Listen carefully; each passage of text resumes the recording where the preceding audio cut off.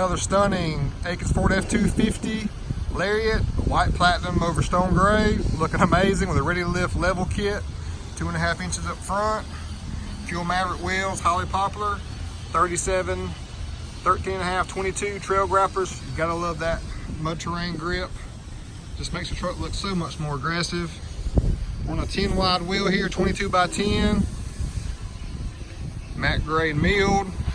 Matte black, I'm sorry, it's just dirty, but it's a beautiful truck.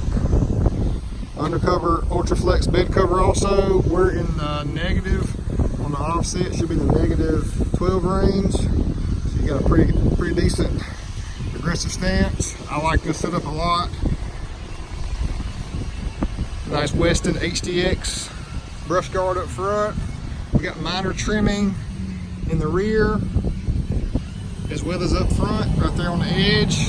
Just very minor, hardly can tell. Truck turned out great.